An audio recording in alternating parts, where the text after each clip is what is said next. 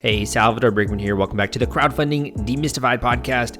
If you are interested in running a Kickstarter, Indiegogo, or other type of crowdfunding campaign, you are in the right place. This is the perfect place for you because we're going to get into and deconstruct how this creator today was able to raise over $200,000 with their Kickstarter campaign, as well as 20 plus other campaigns and things they've launched on Kickstarter. Just insane the level of success they've had. They've been able to kind of boil this down to a science. So I think a lot of their tips on the video, when it comes to the budget you should allocate, when it comes to the way in which they partnered with some other people to drive some traffic to the campaign, and some of the stuff they've just learned from doing so many of these is going to be helpful for you, regardless of whether or not you have a board game, if you have a tabletop, an RPG, a creative product of some kind, or more of a technology gadget or a gizmo. I think you're going to get a lot of value out of today's episode. And just kind of also a reminder that even if you are in the middle of a pandemic, which we are right now, at the time I'm recording this, there's no reason not to try stuff out and to plow forward and to make the use of this time. Like, you have a lot of time right now just to buckle down, put your head down, keep working, keep trying stuff out, and it can mean all of the difference. We say, like, there are so many different seasons, right, that we have on this planet, and these seasons come and go. Winter comes and goes, spring comes and goes, summer comes and goes. And even in different areas, like you have a rainy season, you have a really hot season, and these times come and go, I think. And the one hallmark of any great creative type or entrepreneur or artist or inventor is that they're willing to, no matter what the season is, to put in the work and to put their head down and to make use of the time that they've been gifted, right? So it's a very difficult time for everyone out there. And I hope that if you have any kind of family members or individuals who are have illness in your family, I hope that that's really going to be cleared away quickly, and my thoughts go out to you. But from the business side of things, like, there's no reason you shouldn't be buckling down and working hard. So I hope that this interview not only jazzes you up a little bit, but also shows you some practical ways you can make use of your time during this pandemic. In addition, if you're interested in getting access to a quick and easy guide, so by that I mean, like, if you kind of just don't want to go spend time and like read a whole book, like one of my Kickstarter launch formula books on how to do this, and you just kind of want some tricks, like you just want a really quick guide, I put together this guide called Tricks for Launching a Successful Kickstarter Campaign.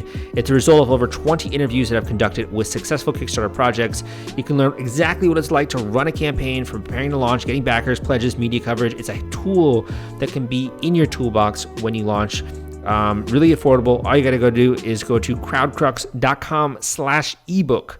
That is crowdcrux.com/ebook, and pick up a copy of that guide and that toolbox that can help you launch a campaign. Without further ado, let's get into today's podcast episode. Dude, you've been having some major success here. Like, I'm looking through, you've created 22 projects over the years. That's insane, man. Yeah, there's quite a few now. You're sort of racking them up. Yeah, no, I guess so. I kind of want to just get started here, maybe to give the listeners a bit of context, because I know that, I'm not too familiar, but you have tabletops, you have RPGs, you have like beautiful artistry and design. Can you explain a little bit of what your company launches on Kickstarter, like the types of projects? Sure. I mean, we're primarily or originally a role-playing game publisher, tabletop role-playing game. So that's sort of our core. But we have also done art books and as well board games. Where Tales from the Loop, the board game, is the latest one on that front. So, but originally RPGs. What's the difference between an RPG and a board game? Well, the RPG is kind of your Dungeons and Dragons type game, where you have your I mean, they're all games played by the table, but the RPGs are more theater of mind, rolling that each player has a character and so on, whereas a board game is more your typical game like you would play with your family or whatever, or that you play with a more set of rules, whereas a role-playing game is a game master. So they work a bit differently, but it's largely at least partly the same types of community and people that play both sorts of games.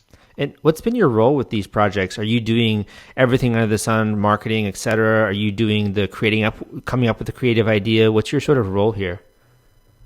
It varies a bit. I mean, we've been doing this now. I think our first Kickstarter was in 2015. So we've been doing Kickstarters for 5-6 years now. And I've done different things. I mean, we're a small company. We're called Free League Publishing. But it's a small group of people. The core team is like 6 now. So, I mean, I'm a game designer, but also, I mean, in this sense, we're so small, we all do a little bit of everything. So, I mean, I do quite a bit of marketing work and other stuff and project management and all kinds of things that is needed to be done in these kinds of projects. Yeah, there's a ton of stuff that goes into these projects, from conception to design to then doing all the marketing, getting it out there. So you I feel like naturally you just kind of have to wear a lot of hats, you know? Yeah. I kind of want to first talk about, you've been doing a lot of these RPGs like you mentioned, and I might be wrong, but it seems like this is your first kind of board game, which is a little bit different. Can you tell me a little bit about the board game and sort of the difference there? Sure. I mean, it's actually our second board game. We did another Kickstarter for a board game called Crusader Kings about, 2 years ago was the Kickstarter, and the game was released last summer. So this is our second board game. Board games differ from RPGs that RPGs can be basically a book. And a book is comparatively easy to produce, whereas a board game has a box and lots of components and even miniatures and all kinds of bits. And they are more complicated to produce, so it's a bigger investment. So basically that means that the base goal for the Kickstarter, it tends to be higher for a board game than for an RPG, and that's been the case for us as well. So it's a bit more of a risk, more of an investment, bigger project, but it's also a bigger market because more people play board games than RPGs. So that's also a factor here. So it's a bit different. What is Tales from the Loop? Like, what's the synopsis or the sort of the teaser there for the game? Yeah, Tales from the Loop is it's basically set in an alternate 1980s where strange things happen and strange machines and robots exist. It's based on narrative art books by a guy called Simon Stålenhag. And we published his art books first, and that's like 5 years ago. And his art primarily and his stories have kind of become something of a viral hit. So first it was his art, then the art books. Then we developed RPGs based on the world, and then the board game. And also right now there is a TV series on Amazon Prime Video, also called Tales from the Loop. That was it premiered 2 weeks ago or something. So it's very new, and it's a big TV show on Amazon. So one of the things I noticed, I was looking down your page, was this really funny looking, kind of cool looking dinosaur. Is that like part of the world here that you created? Yeah, I guess so. I mean, it's part of the world actually from some of the art books and everything. It's all connected to something called the Loop, which is like a big particle accelerator underground. It's like a huge science facility in this alternate 1980s world. And they do experiments there and all kinds of weird stuff happens. They have like time loops and portals and things. And sometimes the dinosaur could kind of come through and break out, or at least that's sort of the idea. So that's where the dinosaur comes in. Very interesting.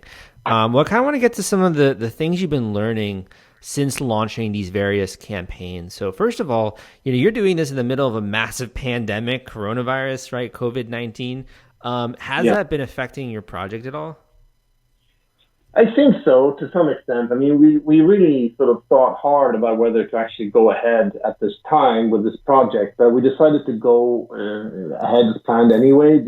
We've been working on this for a long time and planning this, and we figured might as well just go ahead because we don't even know when the better time will be or when that's going to happen. So we figured, no, we'll just press on. And it's been doing well, but yeah, I do think we do see some effect from the pandemic, just because we get a lot of questions whether people can make late pledges or make it like a small donation now and then increase it later when the economy is better. And we get a lot of questions like that. And I think it's pretty clear that it is having an effect. It's hard to say exactly how big the effect is in terms of numbers, but definitely it's there. Mm-hmm. When it comes to the traffic, have you noticed that being lowered compared to your other projects, or have you noticed the amount of pledges being lower than you expected? It's around, I mean, we did another board game before, like I mentioned, Crusader Kings, and it's tracking fairly close to that. It's a bit under, and I think the difference there, there are other factors involved also, so it's always hard to say. But I would expect that basically my estimation is that it is holding things down. We are seeing lower numbers than we probably would in normal circumstances. We also did a Kickstarter for an RPG in the same world. That was about a year, 2 years ago. Mm-hmm. And that also, this one tracks a bit under that one. And I think in normal circumstances, it would probably be above both of those two. But it's hard because there can be other factors as well. It's hard to know for sure. But at least the signs we're seeing, it's definitely dampening things down to some extent. But I mean, we're happy that it's doing well as it is. I mean, before launching, we figured we didn't even know whether this would work at all during these days. So, I mean, we're basically pretty happy considering. Yeah, totally. And one of the things I talked with another expert about when it came to this whole pandemic was how it affected shipping and fulfillment and such, right? Yeah. And that's really where it seemed to really affect crowdfunders. In that once they get to that stage. So hopefully that'll be over once you go into that stage. Yeah, I mean, we hope so. And the idea is this will be shipped out to backers about a year from now. So, I mean, by then we certainly hope things will be at least reasonably well back to normal. But we are feeling definitely that's the main thing we're struggling with right now on other fronts is distribution to get, because our main warehouse, we have one in the UK and another one in the US, and they're both suspended business, at least for outgoing shipments right now. So that means, because we did other Kickstarters before that were about to ship out right now, but that's been delayed and suspended because of what's happening. So we are definitely feeling the effects of that on previous Kickstarters. I can imagine how frustrating that would be, and it's something you can't control, right? Everyone's going through it. Yeah. You've done all these projects, and I imagine you've boiled this launch process like almost down to a science, where figuring out what you need for the video, what you need for the campaign, the marketing, building up hype. Do you have maybe like one nugget or one secret or one tip you could share with us that you've learned from doing these different projects? Yeah, sure. I guess so. I mean, I'd say though that even though, we have obviously learned a lot, but I think my experience is that you learn something new from every Kickstarter. Even though we've done more than 20, you'll still be surprised by something that just didn't pan out the way you thought. So you learn things all the time. So I think you're never going to be, fully learn, know everything there is to know. So, but yeah, I mean, I think maybe some obvious things, but it's really important to have a strong, we've been building a community on Kickstarter during the last 5-6 years, and that really helps. So I think it's hard to have nothing to build on, and so the process, the next Kickstarter will be bigger than the previous one, and you'll build on that as you go along. And that's been our experience, that that's really important. It's probably hard to have that super hit Kickstarter the first time out. So you'll build a community around your product. I think that's really key.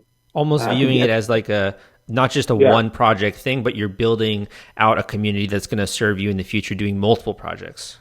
Yeah, I mean, at least that's been our experience, and that's been what we've been doing. And you really see it, because in the first comments on many Kickstarters, you see the same people that you know from previous projects show up again, and they sort of say hi to each other, and it's like always support freely Kickstarter. So they're like, you have that very strong community of that core group, and they help sort of push the project along, especially in the early days, like the first day, and that really helps to get attention also. So it's also great just to get, because you get their input on the project early and their feedback, and so you get that community feeling and that going, and I think that's As it relates to the previous projects you've done, what have you learned about the video or the thumbnail there? Because you're in a category where there's so many competitors and so many beautiful tabletops and RPGs and games that are released all the time, right? How do you stand out amongst that? Specifically for video, you mean? Yes. Yeah.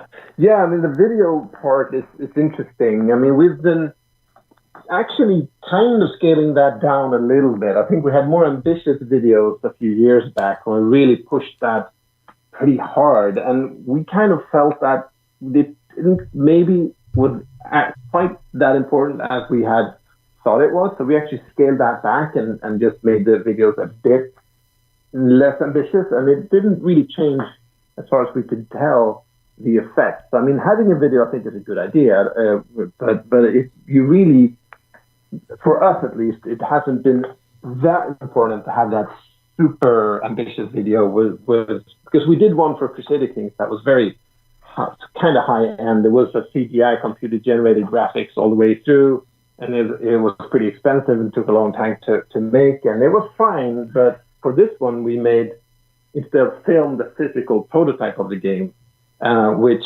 was, of course, I mean, producing the video was a lot less time and cost expensive. So, and we feel this worked pretty much just as well. So I don't think, for us at least, it's more important to have that strong community and the product and then to spend a lot on the video. That's actually been our experience. When you were in the early stages of your career, were you shooting your own videos, or did you have someone helping you put together the Kickstarter video? It's been a bit, because we work with a graphic designer in-house. He's part of the sort of founders, one of the founders of the company, and he does that graphic design for our books and games, and he also works a bit in video. So he did some of that, and then in the early days, we also had people helping out, like my brother and other people that we know who had some skills in the area. And now we work with external contractors more and more on that front. But because we mostly do that, a lot of RPGs, board games, and also the art books, they have a lot of art in them. So many of our videos have been based on that art from the product itself, and that kind of helps. We have something to build on doing the videos. What kind of like investment do people need to expect to just have a video? You know, you mentioned kind of having more of a premium CGI version one, which we don't need, as you stated. When it comes to like a bare bones video, what do you think people should expect to have someone help them with that in terms of like a budget? Yeah, I guess it's very hard to say. I mean, I can only speak to what we have been spending, and it's been, I mean, I think it's up toward, I think the most expensive video we did was, well, let me think, somewhere between $5,000 and $10,000, I guess. I don't remember exactly, but somewhere in that kind of area.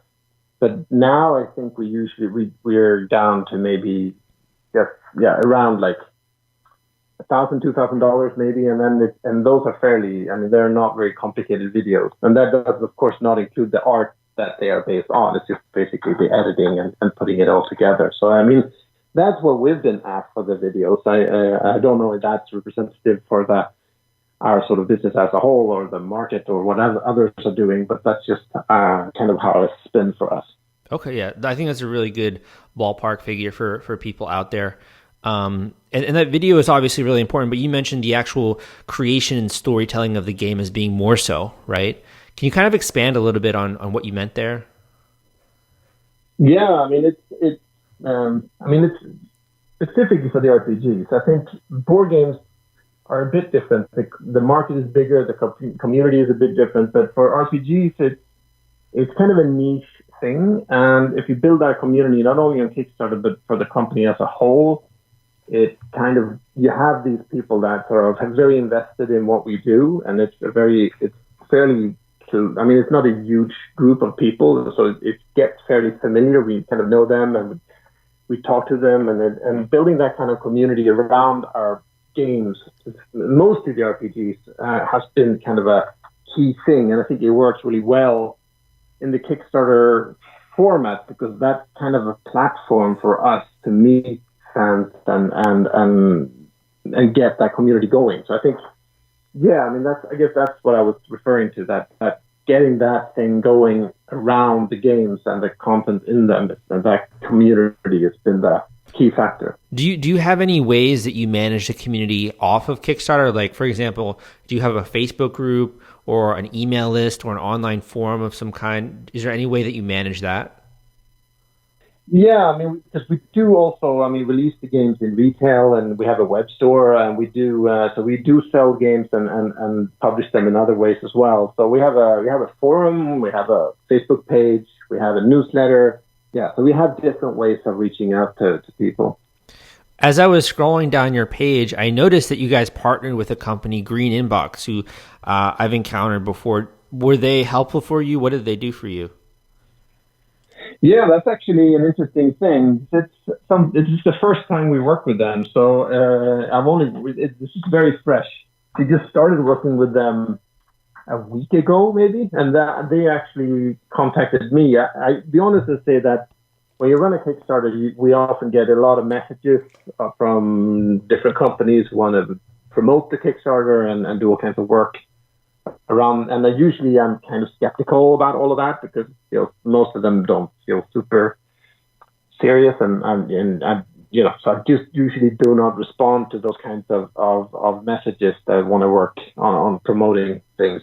But this one felt a bit more sort of solid, so I looked into it for once, and I got a pretty good feeling, and I talked to some other creators who had worked with them, and they were positive, and so I had an online meeting with them, and it sounded pretty good. So I decided to try it out.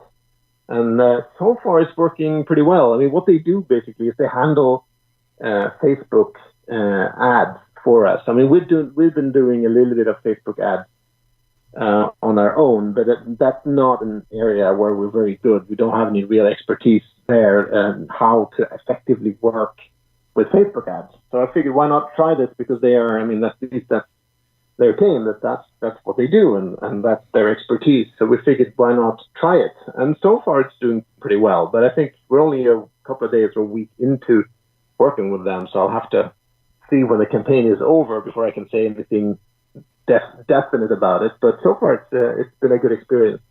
When you talk about Facebook ads, I noticed on your site you didn't have like a Facebook pixel installed. Have you guys done Facebook ads before with your other projects at all?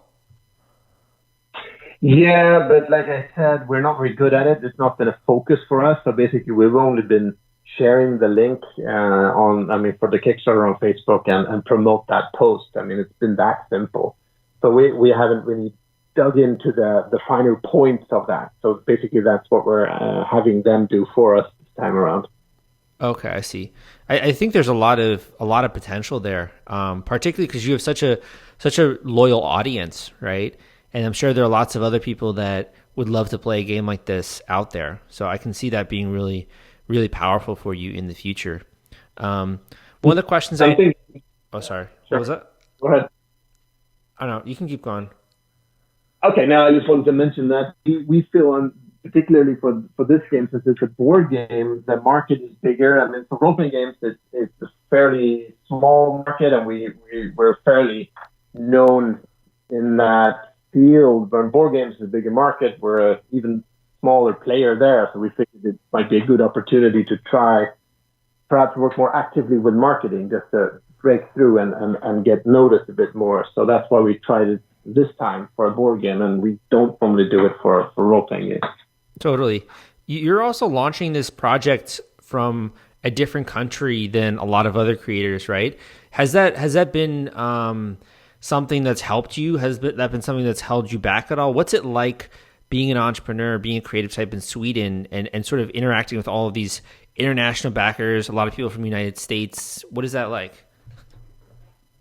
Yeah, it's actually the very first Kickstarter we did, that was 2015. We had to partner up with a company based in the States because Kickstarter was not available here at the time. But that was actually only the first one. The second one we did, I think actually that same year, Kickstarter expanded so we could actually use Kickstarter and work with it. But there are some restrictions. For example, we can only set prices in our local currency, the krona, the crown. So we cannot set prices in dollars, which is a bit of a problem because obviously that might not be that familiar for many people. Like how much is actually 200 Swedish krona? What's that? So that's a bit of a hassle, but it's not. We were more concerned about that early on. So we were thinking a couple of times maybe we should work with a US partner and have them be the actual sort of formally the one doing the Kickstarter, so we could set prices in dollars and so on. But we've just not done that. We haven't bothered with that in the last couple of Kickstarters, and as far as we can tell, it's not been a big problem. I mean, we always, in every reward description, we enter the cost will be set in, is say, this is X amount of dollars, just to get, so that everyone easily can see how much money they're looking at. When you've been sort of doing your crowdfunding campaigns, have you ever considered going an alternative route, like doing something like a Patreon or along that route? Yeah, I mean, we tried a different, because before, like I mentioned, Kickstarter was not available in Sweden in the early days. So we did an Indiegogo campaign at one point. We didn't try Patreon.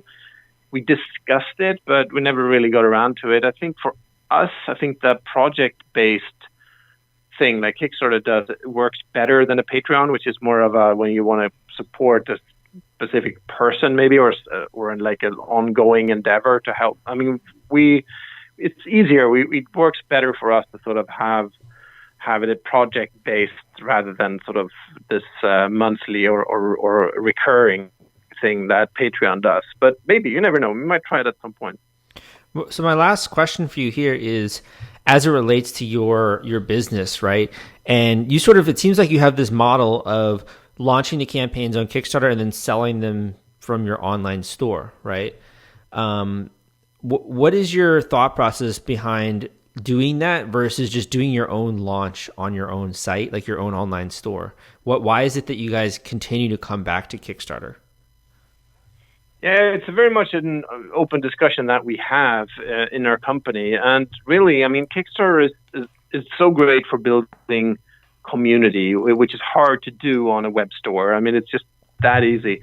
So I think that's the main reason, and getting that feedback and getting, the updates and getting that whole kind of crowd around your project, it's still very, it's a lot of fun and very effective. So it's something that we want to continue doing. But we do have discussed and already started doing some projects that are not on Kickstarter, just to kind of test that and do, not be 100% dependent on Kickstarter. So actually we did a role-playing game based on the Alien movies, an official game based on those movies. And that one we did not do a Kickstarter on. So we just did a pre-order and we set up a web page on our own, and that went well also. So, I mean, we will probably going forward do a bit of both. Some projects will be Kickstarted, others will just have like a pre-order on the web store. So it kind of depends on the project and what we think is the best fit. But I do think that Kickstarter and crowdfunding will be part of what we do and how we do business for quite some time to come. Mm-hmm. Yeah, definitely. Well, for those that are listening, you can go and check it out. Tales from the Loop, the board game. Just type that into Kickstarter. For someone else out there who is just starting their project now, could be their first one, do you have any final imparting wisdom or a word of advice or even just a word of encouragement for that listener? Yeah, I mean, it's just, try it. I mean, there's no harm in trying. I mean, like we did now it was a bit of a, risk to go live and launch this during a pandemic, but it turned out okay. So, I mean, just if you believe in it and if you have a good product, just go for it. And if you can, try to build some hype before you launch. Don't just launch blind from nothing. It's probably better to spend some time getting the word out. And then when you have a bit of a crowd, even if it's a small, but you need some champions for your cause. And when you have that, it's a good time to launch the campaign. Awesome. Thank you so much for coming on the show, and good luck with your remaining 15 days. Thank you. Thank you for listening to this episode of the Crowdfunding Demystified podcast. My name is Salvador Briggman, of course, and I hope you enjoyed today's podcast episode, that you took away some valuable lessons and maybe a tool or two that you can use and you can apply to your own project. If nothing else, that you got a little bit inspired, like seeing someone else just be successful.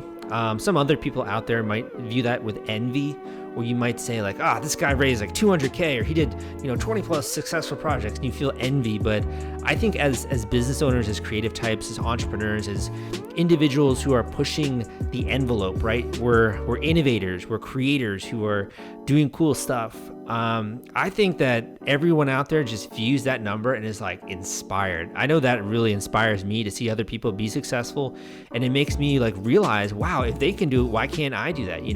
If this person can set up this type of company, why can't I do that? If they raise this amount of money, why is it that you can't do that? It really sets, it kind of like opens up, I guess, the idea that you have the possibilities for your own project and for your own life. I think it's very, very inspirational.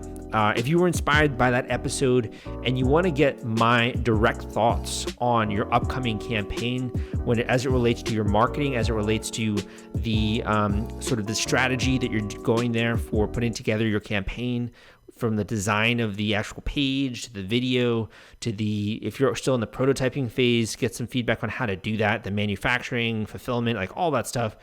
I've been doing this for a while now. I got started in 2012, so it's been 8 years of helping creators launch campaigns. I've seen a lot of different types, so you can very easily just take advantage of all of this information I got in my head, all these different reference experiences, and book a one-on-one coaching call with me. That's an hour-long intensive coaching call, where also, if you're interested in having me get involved in your project, we can discuss that as well towards the end of the call. But usually I try to reserve them to be just incredibly helpful, to cut a lot of time down for you when it comes to figuring out the right path forward, making sure that you aren't wasting money on things you don't need to be spending money on, really creating a realistic stage for you when it comes to this launch. And I can't tell you just the number of people have told me that I've literally saved them thousands of dollars when it comes to their campaign launch, if they were going to make a stupid decision or try and do this one marketing strategy that I know wasn't going to work for their particular category. So it's not only like, I think just a smart idea, but it's also an insurance policy, if you will. So if you're interested, go and check that out at crowdcrux.com/coaching. That is crowdcrux.com/coaching, crowdcrux.com/coaching. Go to that link, fill out a little bit of information so I know what kind of project you're running and a little bit about you. And we can schedule that call ASAP directly with me. Thank you so much for listening to this episode, and I will see you next time.